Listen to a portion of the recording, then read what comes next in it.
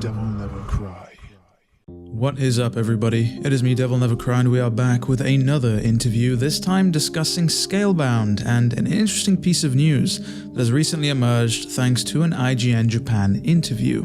As a quick refresher in regards to Scalebound, it was a project that PlatinumGames and Microsoft Studios worked together on that was cancelled 5 years ago at this point, which is crazy to think about. Back in 2017, the very same year that Bayonetta 3 was actually announced. At the time of its cancellation, development had already been underway for quite some time.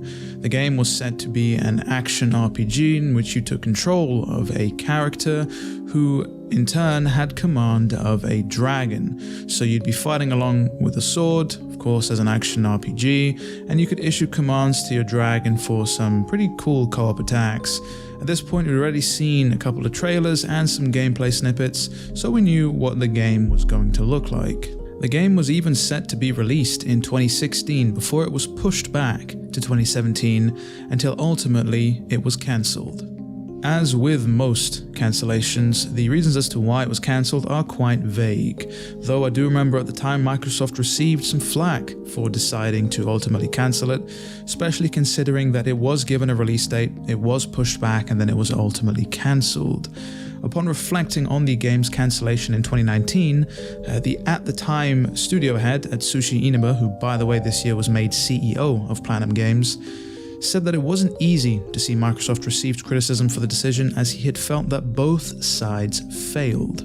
He then went on record to state in the following year 2020 that while Scalebound remains an IP fully owned by Microsoft, PlatinumGames would want to return to it if given the opportunity. And that actually ties us nicely into the main topic of today, which is, you guessed it, the IGN interview where PlatinumGames go on record yet again to state that they want to do Scalebound. In the IGN interview, Inaba goes on record to state that Hideki Kamiya, the director of Scalebound, says he wants to do Scalebound all the time. Kamiya and I really want to do it, and it's not a case of if I have a chance someday, so I want to talk to Microsoft properly.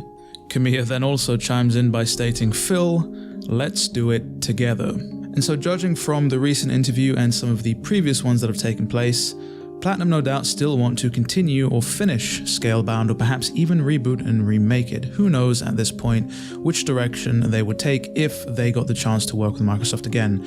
But is anybody really surprised? They worked on this game from 2013 to 2017, 4 long years of development, only to see essentially the project be cancelled in the final hour.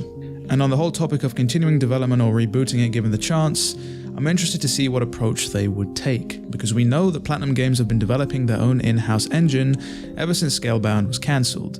We also know that Scalebound originally was created with Unreal Engine 4 in mind. Do they continue with the whole Unreal Engine platform, or do they switch to their own in-house engine?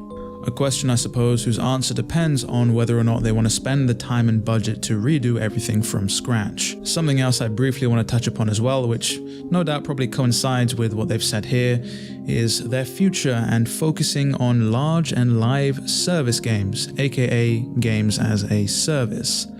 They've stated that they want to create larger, riskier games, essentially, which kind of seems like the antithesis of something like Bayonetta, or even games that they've mentioned such as Sol Cresta here in this interview.